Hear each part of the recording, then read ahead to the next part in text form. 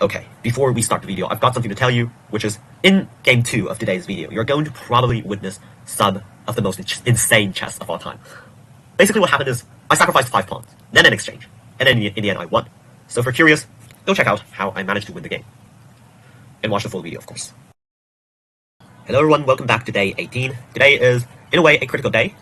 Supposedly, according to ChatGPT, I'm supposed to reach 2440 today if I want to reach my ultimate goal of 2500. So honestly, you can see that we are slipping behind progress.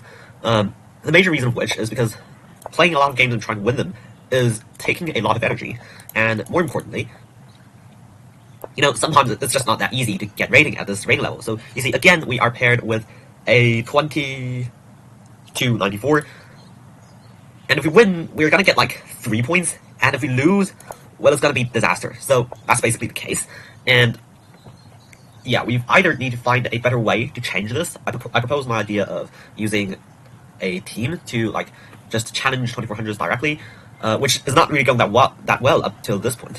But if not, then I think it is gonna get pretty difficult pretty soon, because of the rating growth is simply too slow. Okay, now let's focus on our chess today. We'll be playing several games, ideally to gain some extra rating. And the reason I play knight g5, this is a common plan as well, is to try to push like this against this g3 pawn. And of course g4 is also a useful move. This can always be protected when, if I want to play something like this. And then he played a3, of course we continue with f5. And that is the usefulness of this move, queen e8, bringing our queen rapidly over to the king side.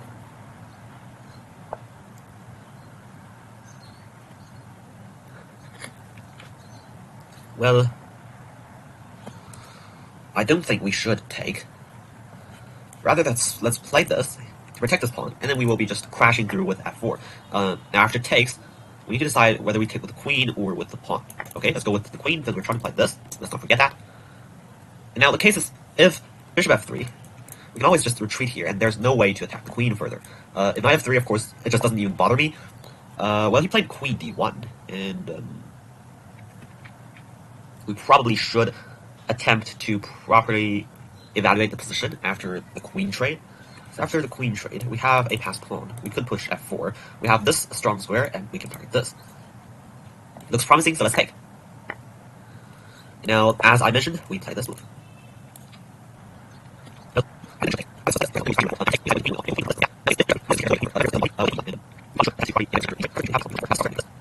Okay, so things calm down into an endgame, and the real question is whether we can actually create damage with this pawn, or perhaps collect these pawns over here. If we successfully do that, we might win. If not, we might draw, but I don't really think we would lose. So we're getting out of the way of the pin.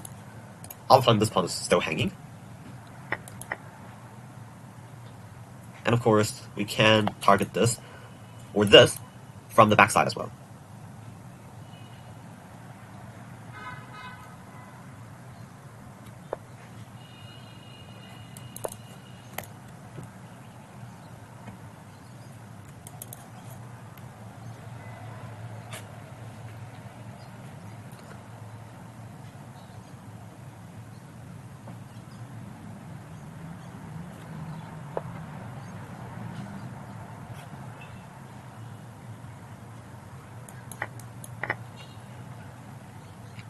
Okay, well, we successfully won a pawn. And ideally, now we could also play this. And then push over here. So the only way to win in endgames with pawns is to actually utilize 2 pawns simultaneously. So I guess first we should bring our king over to protect this pawn. And this is also creating a nice blockade. Now we should be able to take. And these 2 pawns are going to dominate this position.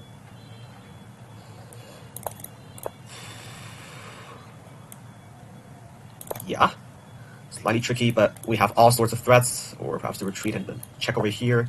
Multiple threats. And he's kind of paralyzed. He's over here. And we should dive in further. Check, check. Look all the way over.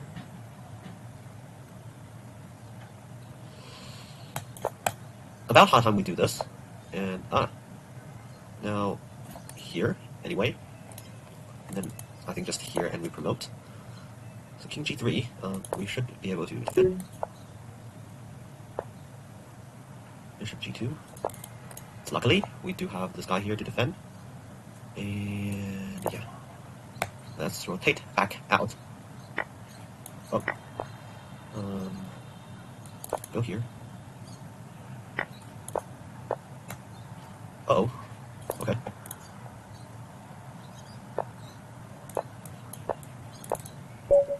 Luckily, it's a flag. I think I slightly messed up in the end. Let's take a quick look. Let's go, 2290. Today is really an unfortunate day. We haven't paired with anybody rated high yet. Okay, bishop d6 is already not that good, though bishop d4 is a good move. Aha. Now this is my kind of favorite blitz line, and the entire idea is to push and then bring our knight over here and then there in order to attack the king. So, now this makes sense, and our idea is actually to push. Oh, I realized I blundered this pawn. He didn't even take it. Both of us aren't really focusing. And now, let's play f4, play something creative. Yeah, this is a nice move. Undermining my center. Let's go all in, I guess. Just keep on bashing through and hope for the best. I mean, these pawns are actually pretty scary, but hopefully my pawns are also scary enough to actually create some counterplay. Ideally, we do have this, and of course this as well. These pawns are really adding some pressure, but potentially there are ways to actually create counterplay. I guess we should go here. We're just sacrificing another pawn. I don't really care for pawns. My entire purpose is simply to push f6, and that is kind of my only hope. So here. I think I really went a bit too much in this game. And let's try this. I mean, it's already, how many pawns? 4 pawns down. So why not we try to sacrifice some more? Because this actually looks like something. You know, if he takes, I might be able to bring this guy over, and then, you know, like, put my queen somewhere over here, retreat the bishop, and push it down. Potentially in the future, there might be some hope. So, do we take with the king or the queen, though? I know I mentioned I should take with the king, but I'm actually second-guessing myself, because my queen doesn't really have an entry square, so I'm trying to play this. Rook e8, I don't really understand that. Let's first bring another piece. The more the better. And now... Okay, for the memes, let's sacrifice how many? I think that's the 5th pawn. Let's see how many pawns I can sacrifice. So he took, and now I guess this gives me this intrusion square with this and then this. Or this. Looks slightly interesting. Rook e6. Wait. He blundered his rook. And now... Where? Here? And we have this and then this. This feels like a comeback. I mean, still a bishop for 4 pawns, but his king is really vulnerable. And, you know, before his king is vulnerable and we're down a whopping 5 pawns and an exchange or something. And now things are looking much better, and look at this. How are we supposed to defend this? Aha, f6. Let's see what he calculated.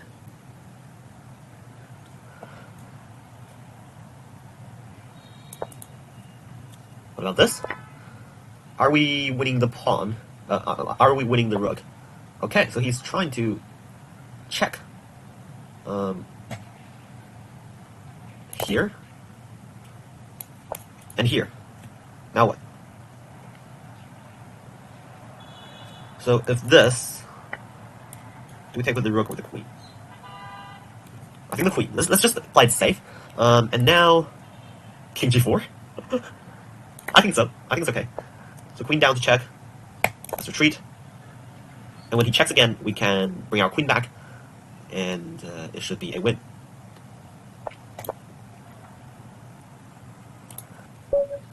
So, he resigned. And this is just insane how we managed to survive after sacrificing... How many pawns was it? That's... 1 pawn. 2 pawns.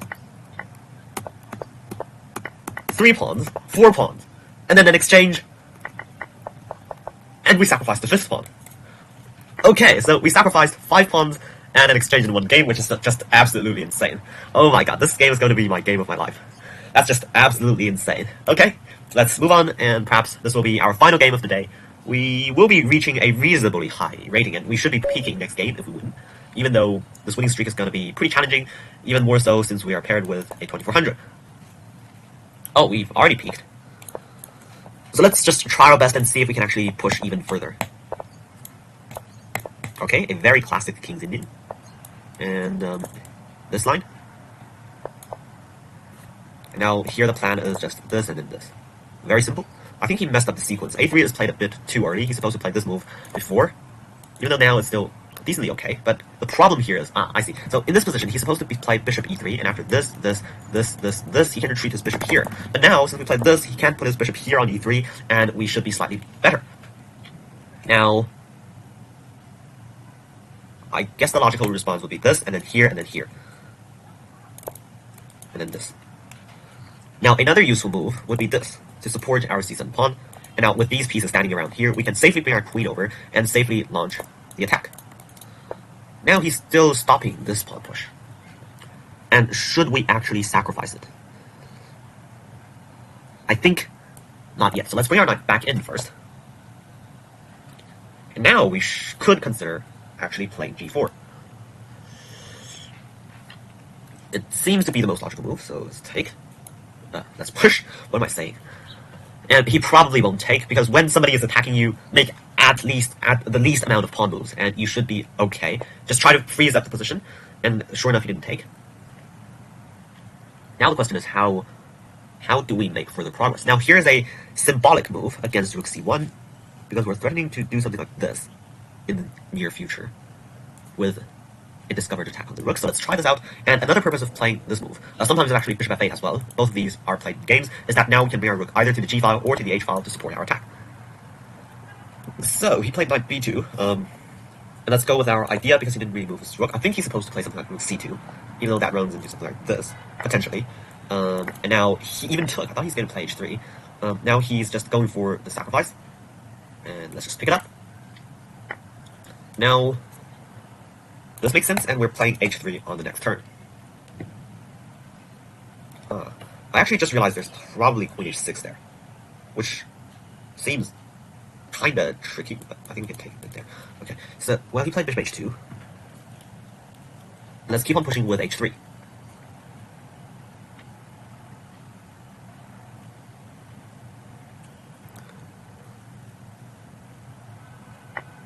Aha.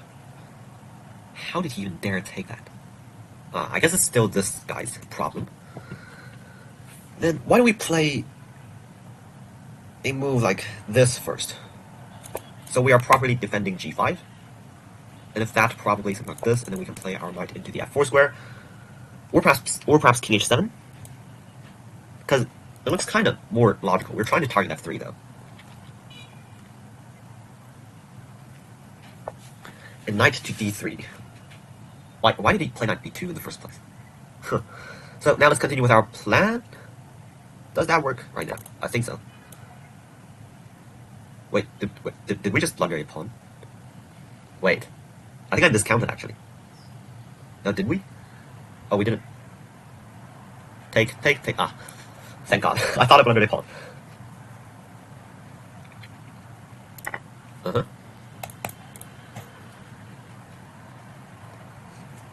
And now, well, he still got this pawn in debt, so we're destined to win it. And the real question is, in what fashion? Because this pawn is simply just to lose, and if he tries to hang on to his pawn too much, he's going to find himself paralyzed into a difficult position. Oh, I misclicked. So he played this. What?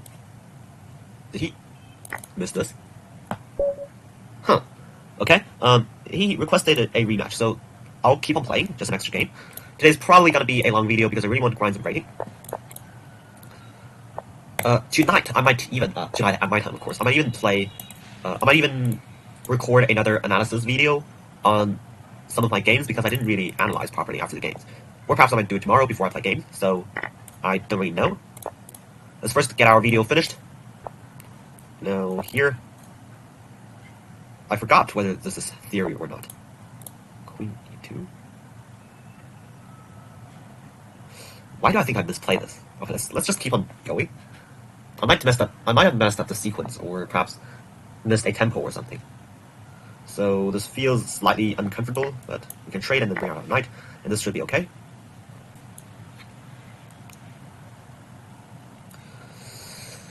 I really need to review my openings.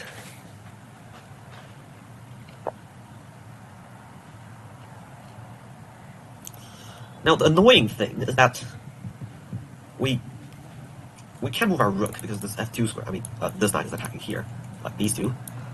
But I recently learned something, which is this. In this type of pawn structure, a natural thing to do is actually to play e5 for the purpose of securing these two squares, and even though we're allowing this square for our opponent, it is giving ourselves more benefits, and of course, even a benefit for this bishop. Oh. Wait.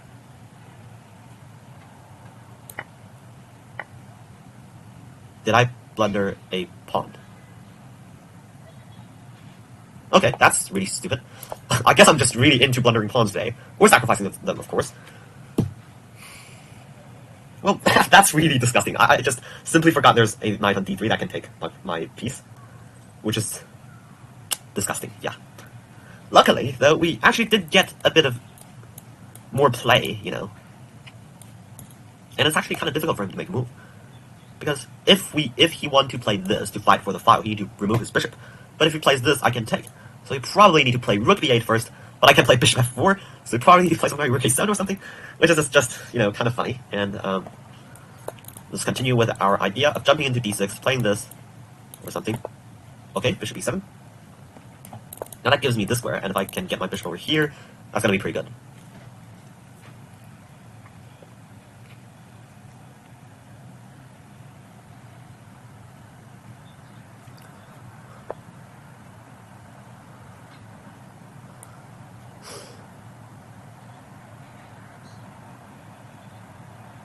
Yep. Aha. So this is the real purpose for playing this. Even if rook d8, we will also play knight c4. Actually, let's text our opponent.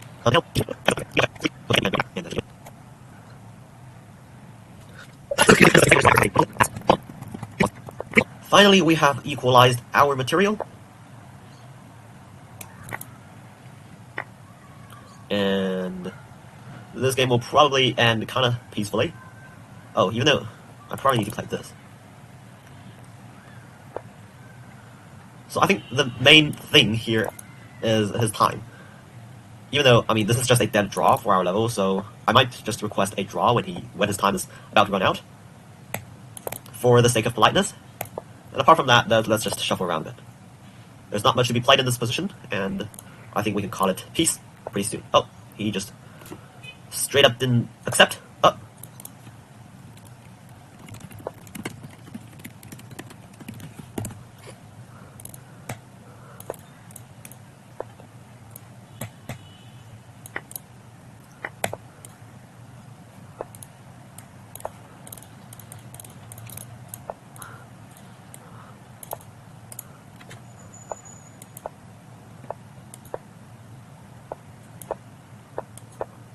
Okay, that's threefold repetition. Opponent didn't respond to me, so I think we probably should call it a day for now. It's 4 games, 3 wins, 1 draw, and luckily the draw is against a 2400, so we gained how many points overall? 15 or something like that. So I'm pretty glad with our progress. Not 15 probably, just like something like 10, but it's very good already. 4 games. I hope you enjoyed the games as well. That game 2 was really, really hilarious.